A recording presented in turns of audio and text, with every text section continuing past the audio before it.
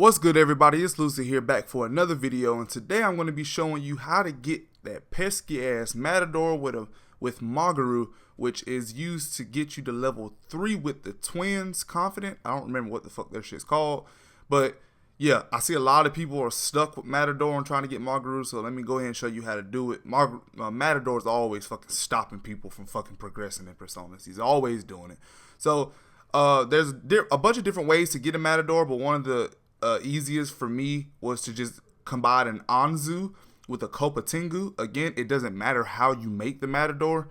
It's just like there's a whole bunch of different ways to make a Matador. So, but this is just one of the ways. So get you an Anzu and a Kopatingu, and when you fuse them, of course, you'll get you a Matador. Now you can just take them at a registry, catch them however it is you want to do it.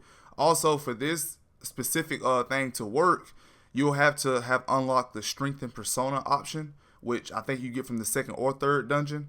Afterwards, Igor will give it to you.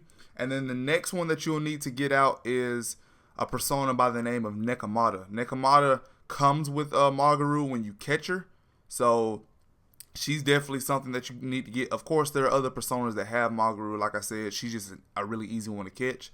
So go ahead and get your Anzu out, your Kopatingu, or however it is you're going to make a Matador. Just make sure that you get the required personas to make Matador, and make sure that you're getting a persona that has Magaru, which in this case is Nekomata. Now, once you get all three of these personas out, you can come out and go to Persona Fusion, go to Fuse by Result. Now, I think it is important to say, you can make a Matador from scratch that when fused already has Magaru. Now, the way to do this is you just simply fuse Nekomata with Arson.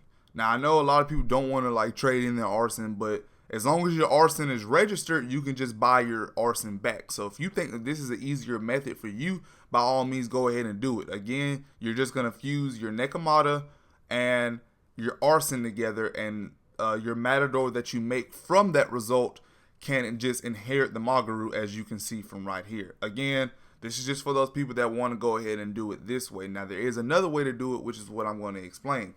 Now, if you just go ahead and fuse the Anzu and the Kopatingu together, you'll make your Matador. Again, you can just use any two personas to make the Matador. Really doesn't matter. As long as you get the Matador, that's really all that matters. Now, once you actually get your Matador, you're going to back out of the fusion area and go to Strengthen Persona.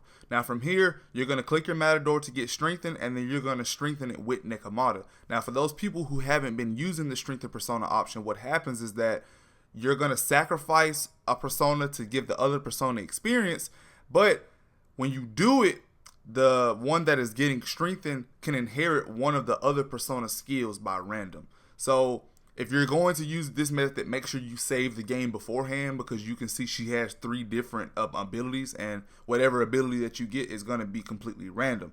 So make sure you save the game before this, and you can just keep saving it, strengthen persona using Nekomata.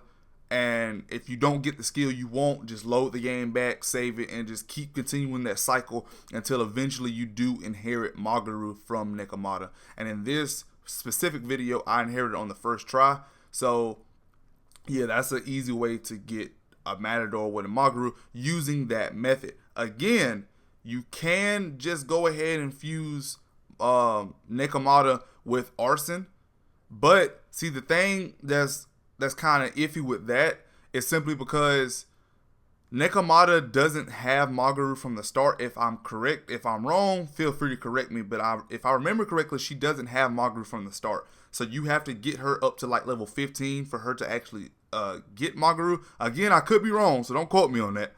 But I don't think she starts out with. I think you have to strengthen her. So to do it with the method of doing it with Arson, you have to level her up. Actually, you have to level her up anyway. So yeah, if you want to do it with Arson, feel free to do it with Arson. If you want to do it this way, feel free to do it this way. Yeah, this way I think it'll save you some money if you do it this way, because if you do it with Arson, you'll have to get all 3 of your personas out. You'll have to buy them out of the registry. You'll have to fuse them. Then you'll have to fuse Nekomata and Arson, and then if you want Arson back, you'll have to buy Arson again. So yeah, it's all over the place. So I recommend just doing it this way. But again, if you want to do it with arson, feel free to do so. I hope this video helped a lot of y'all that were stuck in this. So make sure you leave me a like if you enjoyed the video or if you did find it helpful. If you're new here, make sure you hit that subscribe button for more Persona 5 content, and make sure to share this video with some of your other friends, because if they're stuck on it, I'm pretty sure they want to know how to get out of this predicament as well. But yeah, that's about a wrap for the video. Stay tuned tomorrow for the next one. And also, in the future, I will be providing like a full in-depth video on how to max out the twins all the way to level 10. So again, if you're interested in that and want to know how to max them out, just stay tuned, because I will be releasing that video in the future. Peace.